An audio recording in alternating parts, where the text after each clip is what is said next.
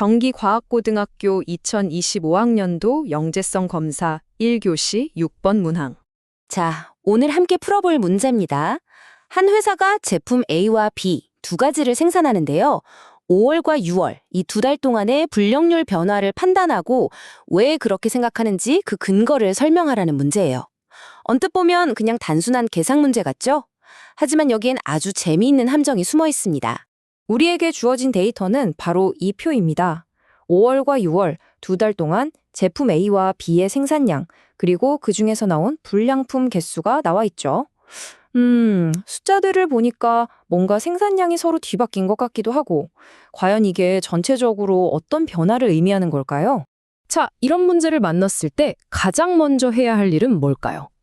맞습니다. 일단 큰 그림을 보기 전에 나무 하나하나를 먼저 살펴보는 거예요. 즉, 각 제품의 성능이 어떤지 개별 불량률부터 따져보는 거죠. 먼저 제품 A부터 한번 볼까요? 5월에는 500개 중에 25개가 불량품이었어요. 계산하면 불량률 5%죠. 그럼 6월은요? 1,500개 중에 75개가 불량품. 계산해보면 이것도 똑같이 5%네요? 그럼 이번엔 제품 B를 한번 볼까요? 5월에는 1,500개 중에 150개니까 이건 10%고요. 6월에는 500개 중 50개? 와, 이것도 계산해보니 정확히 10%가 나옵니다. 자, 그러니까 여기서 우리가 발견한 첫 번째 중요한 사실은 이겁니다. 제품 A의 품질도 제품 B의 품질도 5월과 6월 사이에 전혀 변하지 않았다는 거예요. A는 계속 5% 불량률, B는 계속 10% 불량률을 그대로 유지하고 있었던 거죠. 그럼 변화 없음이 정답일까요? 하지만 공장 전체, 즉 숲 전체의 관점에서 보면 아주 놀라운 반전이 우리를 기다리고 있습니다. 자, 5월 공장 전체의 불량률을 한번 계산해보죠. 총 생산품은 500개 더하기 1,500개니까 2,000개. 총 불량품은 25개 더하기 150개, 175개. 이걸 나눠보면 전체 불량률은 8.75%가 나옵니다.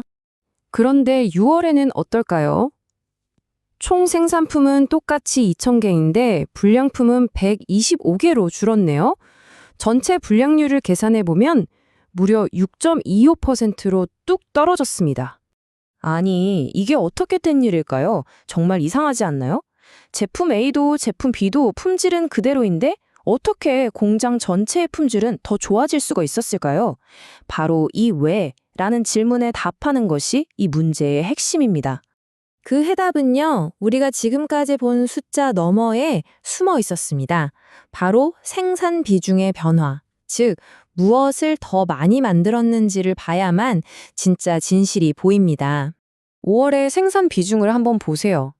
상대적으로 불량률이 2배나 높은 제품 B를 전체 생산량의 75%, 즉 4분의 3이나 만들었어요. 당연히 전체 불량률이 높아질 수밖에 없었겠죠. 그런데 6월에는 이 전략이 완전히 뒤바뀝니다. 이제는 불량률이 낮은 우량 제품 A를 75%나 생산하고 불량률이 높은 제품 B는 25%만 생산한 거죠. 바로 이런 현상을 통계학에서는 심슨의 역설이라고 부릅니다. 각 부분을 따로따로 볼 때의 경향과 그 부분들을 모두 합쳐서 전체로 볼 때의 경향이 완전히 다르게, 심지어는 정반대로 나타나는 현상이죠. 결국 데이터의 구성이 전체 결과를 완전히 바꿔버린 겁니다. 자, 이 문제를 통해 우리는 무엇을 알 수 있을까요? 단순히 계산만 잘하는 걸로는 부족하다는 겁니다. 영재학교나 과학고에서 정말 원하는 능력은 바로 이런 숫자 뒤에 숨어 있는 진짜 의미를 파악하는 사고력이죠. 맞습니다. 진짜 정답은 단순히 더하고 나누는 계산 능력에 있는 게 아니에요. 주어진 데이터의 표면 아래에 어떤 구조와 맥락이 숨어 있는지를 꿰뚫어보는 통찰력, 바로 그게 핵심입니다.